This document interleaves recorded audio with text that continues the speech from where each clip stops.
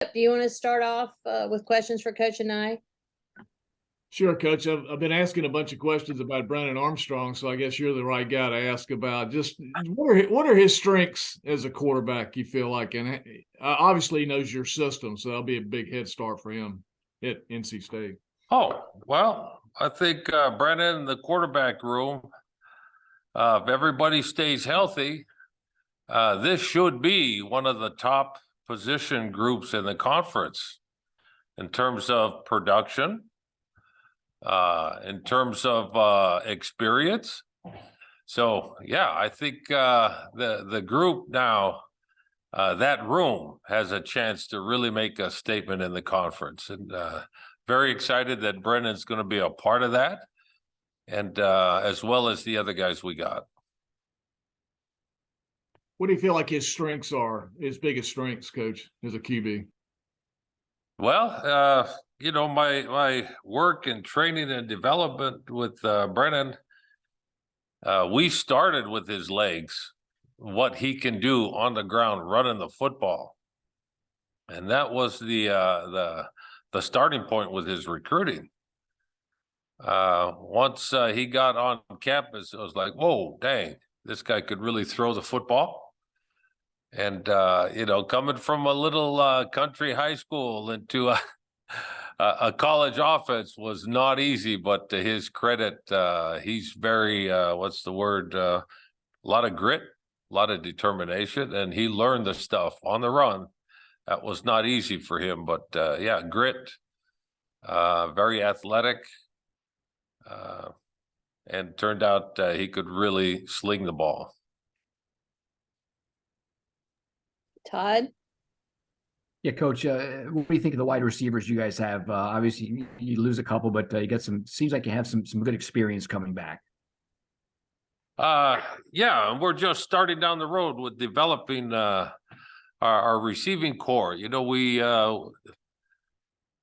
typical to the air raid system, we've split the workload inside outside. As we go down the road, that's the beginning part of spring, but as we go down the road, a lot of those lines will be blurred, inside versus outside receiver stuff, but we needed to have a starting point. So a lot of experience with Coach Phillips being here and me just being new on board. We looked at the workload and we began to divide and install and do stuff along those lines. So looking at it, just initially, we're going into spring. There's not a lot of returning experience with production. That we have our work cut out for us, but I believe there are pieces in place here that could be very fun and exciting to work with. Also, Coach, how will the quarterback reps, how will they be doled out come practice time? Just in a rotational fashion, because we don't have a starter. So, I've allowed every one of our position coaches to monitor that and to introduce a rotation that gives us an opportunity to evaluate. And it's not just quarterbacks that way, but all positions will be monitored and evaluated. So no, we don't have a starting deal, but it's more of a rep rotation type thing. So we'll be rotating based on just number of reps. So no, we don't have a starter. Position coaches will monitor the reps, and that will be how we start spring ball. James? Coach, I know you're putting a system in place, but I'm interested as a play caller. Once you get into game situations, are you looking at it as a system, or is it more trying to get the ball to specific guys? How do you view it on game day? To me, those are the best systems. The systems that get the ball to your best guys. And like I said, I don't really quite know who those guys are. Undiscovered country here. But dang, the pieces January and February, and I studied the bowl as well. I do believe there are pieces in place. But how those pieces work together and how they connect, we are just starting down that road. And I just wanted to ask you, obviously you played it at Syracuse or coached at Syracuse with a 3-3-5 defense opposite you. Do you feel that the two units have to kind of mirror each other and work together? Is that something that goes into building a game plan and all those things? Yeah, I think your best teams are complementary, no doubt. And a lot of that has to do with the orchestration and direction of your head coach. And the little I've been in the program, oh my gosh, we have an excellent head football coach. And man, I kind of know what I'm talking about. As you can see, the gray in the hair. That is how it gets pulled all together. That central focus. And so, no, it's not just one side or the other pulling this way or that way. The best teams are guided by the best head coaches, and those things come together with the best design. And like I said, just being here, the little that I have, I'm very encouraged that this can be an excellent, excellent football team. Thanks, Coach. David, Coach, just looking at the extreme circumstances that this offense went through last year with 4 quarterbacks, do you ever worry that 3 is not enough? I mean, you have already been thinking about contingency plans and things like that? Well, I think if you got a quality group of 3 quarterbacks, you hopefully don't need 5 or 6.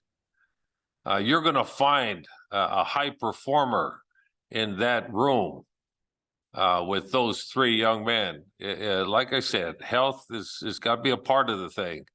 But no, the production is there. The experience is there.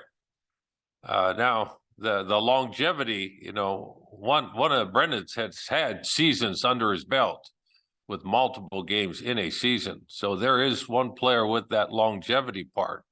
But no, the other 2 kids are very capable, and we look forward to great things.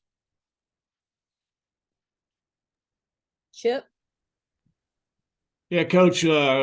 Coach Gibson was asked about what it was like facing your offense, so we'll give you a chance to rebuttal. Just what was it like facing Coach Gibson's defenses and just the problems that could cause?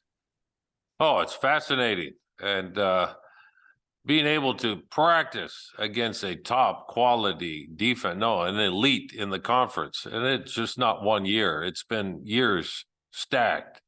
That's a great opportunity for an offense to grow with. And so we look forward every day in spring, every day in fall camp, as much as we can expose our offensive unit to 11-on-11 matchups with a D that's well orchestrated, well coordinated. No, that's hugely valuable. And hopefully one day we also can be a top performer in the conference offensively. And, we're able to add that same value on the other side as the defense goes against us. Like I said, right now, no. Shoot, the defense is the high performer, and we look forward to stepping up to that level. What's the biggest problems the 3-3-5 creates for an offense? And I guess Coach Gibson's kind of been called maybe one of the gurus of that scheme. A lot of guys dabble into 3-3-5, but very few have been able to make it elite. And I will say, man, I've worked with Tony years past, and he's been working on his that brand for decades. So it's not something they've stumbled upon here today, gone tomorrow. No, they've worked at it for decades. And he's got the right group in there, those assistants, and everybody's going the right way with that thing. So, no, that's not an accident that they are high performers in the conference. Man, this is year 8 for me in the conference. So, man, I'm just glad I'm on this side of this matchup than having to sit there on the other sideline trying to figure it out.